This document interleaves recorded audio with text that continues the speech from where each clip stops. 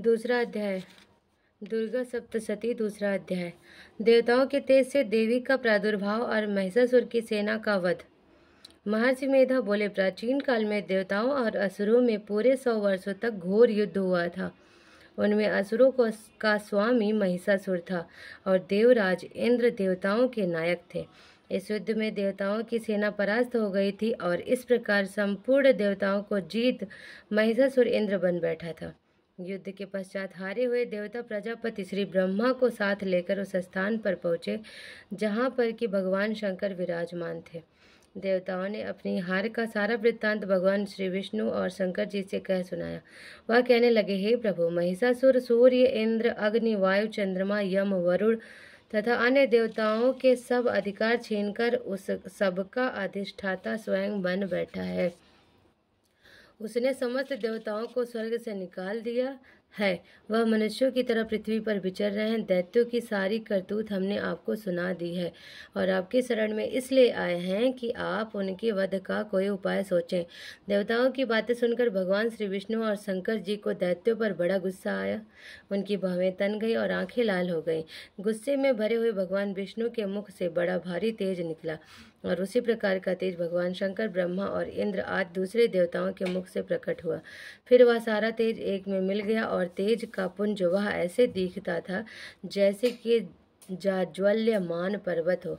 देवताओं ने देखा कि उस पर्वत की ज्वाला चारों ओर फैली हुई थी और देवताओं के शरीर से प्रकट हुए तेज की किसी अन्य तेज से तुलना नहीं की जा सकती थी। एक स्थान पर इकट्ठा होने पर वह तेज एक देवी के रूप में परिवर्तित हो गया और अपने प्रकाश से तीनों लोकों में व्याप्त जान पड़ा। वह भगवान शंकर का तेज था। उससे देवी का मुख प्रकट हुआ। यमराज के तेज से उसके सिर के बाल बने। भगवान श्री विष्णु के तेज से उसकी भुजाएं बनी। चंद्रमा के तेज से दोनों स्तन और इंद्र के तेज से जंघा और पिंडली तथा पृथ्वी के तेज से नितंब भाग बना। ब्रह्मा के तेज से दोनों चरण और सूर्य के तेज से उनकी अंगुलियां पैदा हुई और वसुओं के तेज से हाथों की उंगलियां एवं कुबेर के तेज से नासिका बनी। प्रजापति के तेज से उसके दांत और अग्नि के तेज से उसके नेत्र बने। संध्या के तेज से उसकी भौहें और वायु के तेज से उसके कान प्रकट हुए थे। इस प्रकार उस देवी का प्रादुर्भाव। पूजा करने का टाइम नहीं उठ सकते हैं बेटा, रोना नहीं है, दादी को दिखा दो। इस प्रकार उस देवी का प्रादुर्भाव हुआ था। महिषासुर से पराजित देवता उस देवी को देखकर अत्यंत प्रसन्न हुए। भगवान शंकर ने अपने त्रिशूल में से एक त्रिशूल निकालकर उस देवी को दिया और भगवान विष्णु ने अपने चक्र में से एक चक्र निकालकर उस देवी को दिया। वरुण ने अपने चक्र में से एक चक्र निकालकर उस देवी को दिया। वरुण ने देवी को शंख भेंट किया। अग्नि ने इसे शक्ति दी। वायु ने उसे धनुष और बाण दिए। सहस्त्र नेत्रों वाले श्री देवराज इंद्र ने उसे अपने वज्र से उत्पन्न करके वज्रादियां और ऐरावत हाथी का एक घंटा उतारकर देवी को भेंट किया। यमराज ने उसे कालदंड में ले एक दंड दिया। वरुण ने उसे पाश दिया।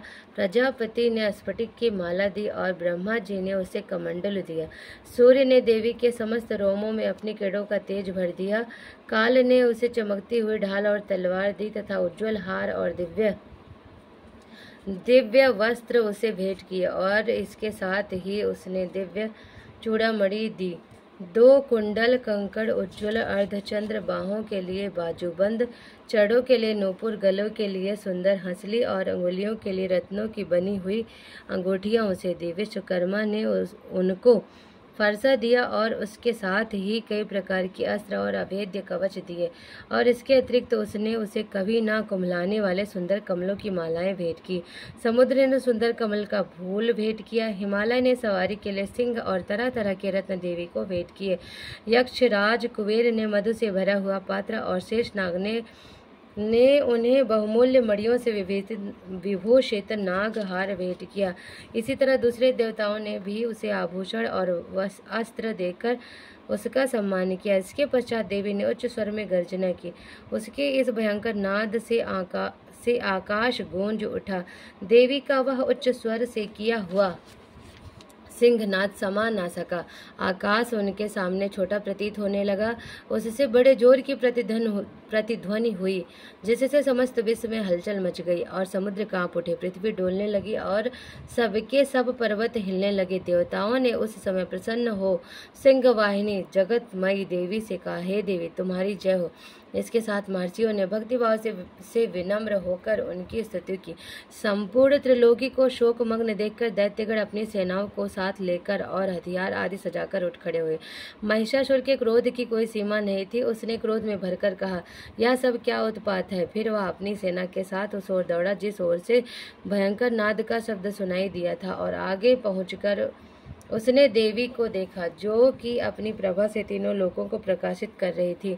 उसके चरणों के भार से पृथ्वी दबी जा रही थी। माथे के मुकुट से आकाश में एक रेखा सी बन रही थी और उसके धनुष की टंकार से सब लोग क्षुब्ध हो रहे थे। देवी अपनी सहस्त्रों भुजाओं को संपूर्ण दिशाओं में फैलाए खड़ी थी। इसके पश्चात उनका दैत्यों के साथ युद्ध छिड़ गया और कई प्रकार के अस्त्र शस्त्रों से सब की सब दिशाएं उद्भाषित होने लगी।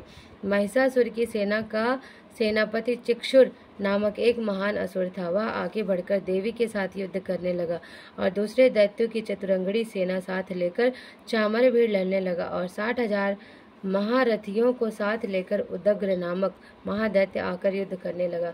और महाहनु नामक असुर 1 करोड़ रथियों को साथ लेकर असिलोमा नामक असुर 5 करोड़ सैनिकों को साथ लेकर युद्ध करने लगा। वाशकल नामक असुर 60 लाख असुरों के साथ युद्ध में आ डटा। विडाल नामक असुर 1 करोड़ रथियों सहित लड़ने को तैयार था। इन सब के अतिरिक्त और भी हजारों असुर हाथी और घोड़ा साथ लेकर लड़ने लगे और इन सब के पश्चात महिषासुर करोड़ों रथों, हाथियों और घोड़ों सहित वहां आकर देवी के साथ लड़ने लगा। सभी असुर तोमर, भिंदीपाल, शक्ति, मुसल, खड्गों, फरसों, पट्टियों के साथ रणभूमि में देवी के साथ युद्ध करने लगे। कई शक्तियां फेंकने लगे और कोई अन्य शस्त्रादि। इसके पश्चात सबके सब दैत्य अपनी अपनी तलवारें हाथों में लेकर देवी की ओर दौड़ पड़े और उसे मार डालने का उद्योग करने लगे। मगर देवी ने क्रोध में भरकर खेल ही खेल में उसके सब अस्त्रों शस्त्रों को काट दिया।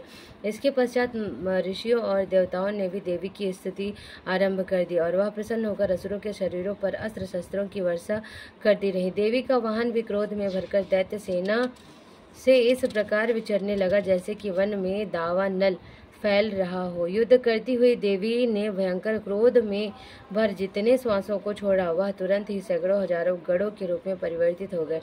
फरसे, भिंदीपाल, खड्ग और पट्टिस इत्यादि अस्त्रों के साथ दैत्यों से युद्ध करने लगे। देवी की शक्ति से बढ़े हुए वह गढ़ दैत्यों का नाश करते हुए ढोल, शंख व मृदंग आदि बजा रहे थे।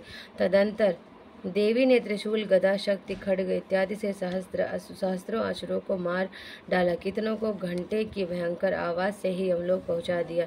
कितने ही असुरों को उसने पास में बांध कर पृथ्वी पर धर घसीटा। कितनों को अपनी तलवार से टुकड़े टुकड़े कर दिए और कितनों को गदा की चोट से धरती पर सुला दिया।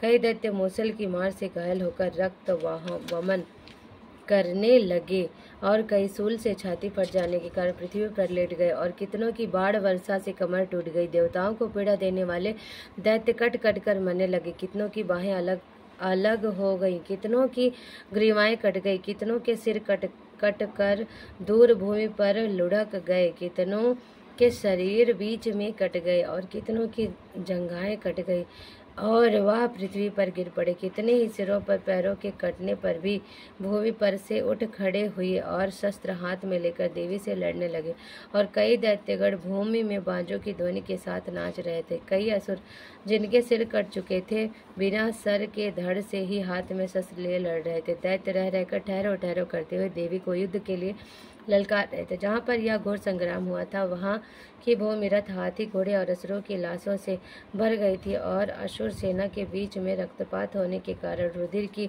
नदियां बह रही थी। और इस तरह देवी ने असुरों की विशाल सेना को क्षण भर में इस तरह से नष्ट कर डाला जैसे तृण काष्ठ के बड़े समूह को अग्नि नष्ट कर डालती है। और देवी का सिंह भी गर्दन के बालों को हिलाता हुआ और बड़ा शब्द करता हुआ असुरों के शरीर से मानो उनके प्राणों को ढूंढ रहा था। वहां देवी के गढ़ों ने जब दैत्यों के साथ युद्ध किया तो देवताओं ने प्रसन्न होकर आकाश में उन पर पुष्प की वर्षा की।